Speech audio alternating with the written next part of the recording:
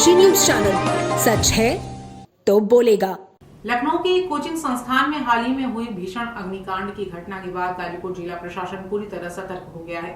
जनहानि और सुरक्षा को सर्वोच्च प्राथमिकता देते हुए कलेक्ट्रेट सभागार में जिलाधिकारी अनुपम शुक्ला की अध्यक्षता तथा पुलिस अधीक्षक डॉक्टर ईरज राजा की उपस्थिति में उच्च स्तरीय बैठक आयोजित की गई। बैठक का उद्देश्य जिले में संचालित सभी hotel, lodge, guest house, hostel एवं कोचिंग संस्थानों में अग्नि सुरक्षा मानकों का कड़ाई से पालन सुनिश्चित कराना और किसी भी आपात स्थिति से निपटने के लिए प्रभावी व्यवस्था विकसित करना था। बैठक में बड़ी संख्या में प्रतिष्ठान संचालकों ने भाग लिया। जिला अधिकारी ने कहा कि जनहानि किसी भी कीमत पर स्वीकार्य नहीं है और प्रशासन की प्राथमिकता किसी भी दुर्घटना को होने से पहले रोकना है। उन्होंने निर्देश दिए कि जिले के सभी होटल, लॉज, हॉस्टल और 100 से अधिक क्षमता वाले कोचिंग संस्थानों को अग्निशमन विभाग से अनिवार्य रूप से फायर एनओसी प्राप्त करना होगा।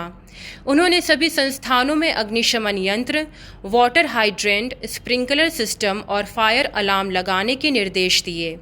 साथ ही विद्युत विभाग से विद्युत भार का ऑडिट कराने, ओवरलोडिंग, जर्जर वायरिंग और ढीले विद्युत कनेक्शनों को तत्काल ठीक कराने तथा प्रत्येक मंजिल पर एमसीबी लगाने को अनिवार्य किया गया। जिलाधिकारी ने स्पष्ट निर्देश दिए कि प्रत्येक भवन में कम से कम 2 स्वतंत्र निकास मार्ग या सीढ़ियां हों। आपातकालीन निकास मार्ग पर किसी प्रकार का सामान नहीं रखा जाएगा तथा रात में भी स्पष्ट दिखाई देने वाले निकास संकेतन लगाए जाएंगे। उन्होंने सभी कर्मचारियों, शिक्षकों और वार्डनों को फायर एक्सटिंग्विशर के उपयोग का प्रशिक्षण देने, कोचिंग संस्थानों में निर्धारित क्षमता से अधिक छात्रों को प्रवेश न देने तथा किसी भी स्थिति में बेसमेंट में कोचिंग संचालित न करने के निर्देश दिए। साथ ही सभी संस्थानों में 24 घंटे सीसीटीवी कैमरे चालू रखने और रिकॉर्डिंग सुरक्षित रखने को भी कहा गया। आपको दिशा निर्देश दिया गया कि दिशा निर्देश? देखिए, जो घटना लखनऊ में हुई है उसके बाद जितने कमर्शियल इस्टेब्लिशमेंट हैं, चाहे कोचिंग इंस्टीट्यूशन है, होटल्स हैं, गेस्ट हाउसेज हैं, वहाँ पे हम लोगों ने फायर सेफ्टी को लेके एक इवैक्यूएशन प्लान बनाने के लिए कहा है और प्लस जहाँ जहाँ फायर सेफ्टी के नॉर्म्स पूरे नहीं हो रहे हैं उनको पूरा करने को कहा है।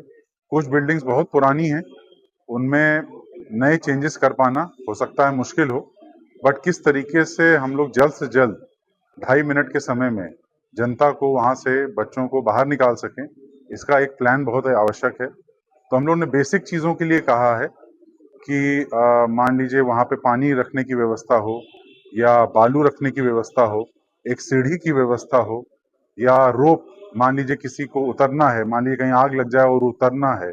आपने देखा होगा लखनऊ में कि बिजली के तार के माध्यम से लोग उतरे, तो अगर कोई एक मजबूत रोप रहेगी तो उतर सहूलियत रहेगी। तो इस तरह के हम लोग ने सिंपल चीजें बताई हैं जिससे कि ये काम किया जा सके, वरना ये देखा जाता है कि निर्देश के बावजूद भी पे नहीं होता है, नोटिस होती है। पूर्वांचल की खबरों से जुड़े रहने के लिए आज ही सब्सक्राइब करें हमारा YouTube चैनल डनकाशी और हाँ, लेटेस्ट अपडेट्स के लिए बेल आइकन को प्रेस करना ना भूलें।